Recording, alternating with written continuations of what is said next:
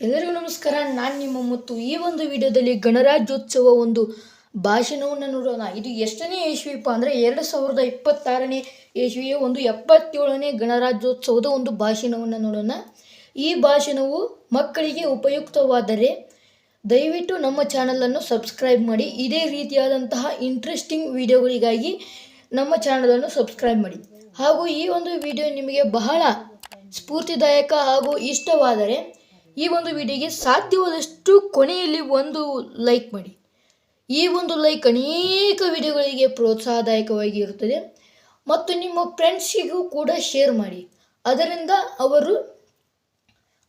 ಅವರು ಕೂಡ ಇಂತಹ ರೀತಿಯ ಭಾಷಣಗಳನ್ನು ನೋಡ್ಬೋದು. ಓಕೆನಾ?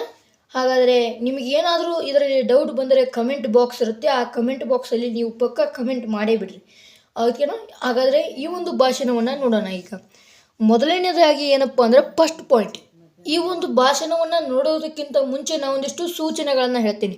ಆ ಸೂಚನೆಗಳು ಏನಪ್ಪ ಅಂತಂದರೆ, ಈ ಒಂದು ಭಾಷಣದಲ್ಲಿ 10 ಪಾಯಿಂಟ್ಗಳನ್ನು ಬರೆಸಿರುತ್ತೇನೆ. 10 ಪಾಯಿಂಟ್ಗಳಲ್ಲೇ ನೀವು 1ನೇ ಪಾಯಿಂಟ್, 2ನೇ ಪಾಯಿಂಟ್, 3ನೇ ಪಾಯಿಂಟ್ ಈ ರೀತಿಯನ್ನು ಹಾಕೋಬೇಡ್ರಿ. ಮೊದಲು ಸರಿಯಾಗಿ ಬೈಹಾಟ್ ಹಾಕಿರಿ. ಬೈಹಾಟ್ ಹಾಕಿ ಆಮೇಲೆ ಪಾಯಿಂಟ್ಗಳನ್ನು ಬಿಟ್ಟು ಬರೀ ವಾಕ್ಯಗಳನ್ನು ಮಾತ್ರ ಹೇಳ್ಕೊತ ಹೋಗಿ ಭಾಷಣವನ್ನು ಹಾವಭಾವದ ಮೂಲಕ ಹೇಳಿ. ಹಾಗಾದರೆ ಈ ಒಂದು ಭಾಷಣವನ್ನು ನೋಡೋಣ.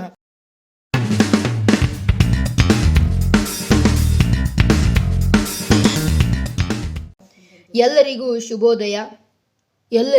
ಶುಭೋದಯ. ನನ್ನ ಹೆಸರು ಮುತ್ತು.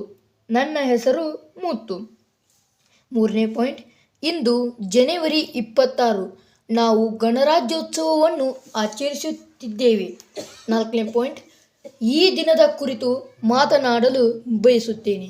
1950ರ ಜನವರಿ 26ರಂದು ನಮ್ಮ ಸಂವಿಧಾನ ಜಾರಿಗೆ ಬಂದಿತು.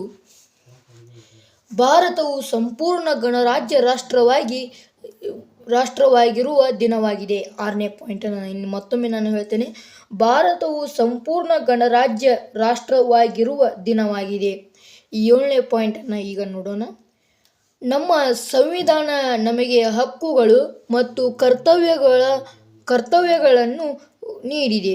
ನೆಕ್ಸ್ಟ್ ಒಂದು ಪಾಯಿಂಟ್, 8ನೇ ಪಾಯಿಂಟ್, ಸ್ವಾತಂತ್ರ್ಯ, ಸಮಾನತೆ ಮತ್ತು ಸಹೋದರತ್ವ ನಮ್ಮ ದೇಶದ ಮೌಲ್ಯಗಳು.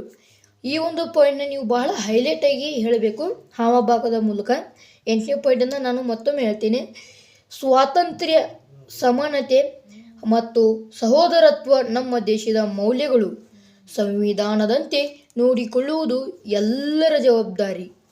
10ನೇ ಪಾಯಿಂಟನ್ನು ನೋಡೋಣ. ಈಗ ಒಂದು 10ನೇ ಪಾಯಿಂಟನ್ನು ನೋಡಿ.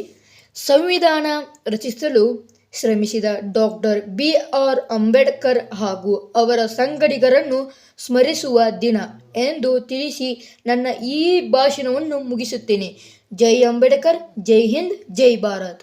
ನಿನ್ನೆ ನೋಡೋಣ. 10ನೇ ಪಾಯಿಂಟ್, ಸಂವಿಧಾನ ರಚಿಸಲು ಶ್ರಮಿಸಿದ ಡಾಕ್ಟರ್ BR ಅಂಬೇಡ್ಕರ್ ಹಾಗೂ ಅವರ ಸಂಗಡಿಗರನ್ನು ಸ್ಮರಿಸುವ ದಿನ ಎಂದು ತಿಳಿಸಿ ನನ್ನ ಈ ಭಾಷಣ ಮುಗಿಸುತ್ತೇನೆ. ಜೈ ಅಂಬೇಡ್ಕರ್, ಜೈ ಹಿಂದ್, ಜೈ ಭಾರತ್. ನೋಡಿದ್ರಲ್ಲ ಗೆಳೆಯರೇ ಯಾವ ರೀತಿಯಾಗಿ ಈ ಒಂದು ಭಾಷಣ ಇತ್ತು ಅಂತ. ಈ ಒಂದು ವಿಡಿಯೋ ನಿಮಗೆ ಇಷ್ಟವಾಗಿದೆ ಲೈಕ್ ಮಾಡಿ, ಶೇರ್ ಮಾಡಿ, ಸಬ್ಸ್ಕ್ರೈಬ್ ಮಾಡಿ ಹಾಗೂ ಪಕ್ಕದಲ್ಲಿರೋ ಬೆಲ್ ಐಕನ್ ಕ್ಲಿಕ್ ಮಾಡಿ ಅಂತ ಹೇಳ್ತಾ ಈ ಒಂದು ವಿಡಿಯೋನ ಇಲ್ಲಿಗೆ ಮುಗಿಸ್ತಾ ಇದ್ದೀನಿ. ಮತ್ತೆ ಇಂತಹ ಇಂಟ್ರೆಸ್ಟಿಂಗ್ ಆದ ಮಾಹಿತಿಗಳನ್ನು ನೋಡಲು ನಮ್ಮ ಚಾನಲನ್ನು ಸಬ್ಸ್ಕ್ರೈಬ್ ಮರಿಬೇಡಿ ಅಂತ ಹೇಳ್ತಾ, ಇನ್ನೂ ಅನೇಕ ಭಾಷಣದ ವಿಡಿಯೋಗಳನ್ನು ನಮ್ಮ ಚಾನಲಲ್ಲಿ ನಾನು ಹಾಕ್ತಾ ಇರ್ತೇನೆ. ಇಲ್ಲಿಗೆ ನಾನು ಮುಂದಿನ ವಿಡಿಯೋದಲ್ಲಿ ಸಿಗ್ತೇನೆ. ಧನ್ಯವಾದಗಳು.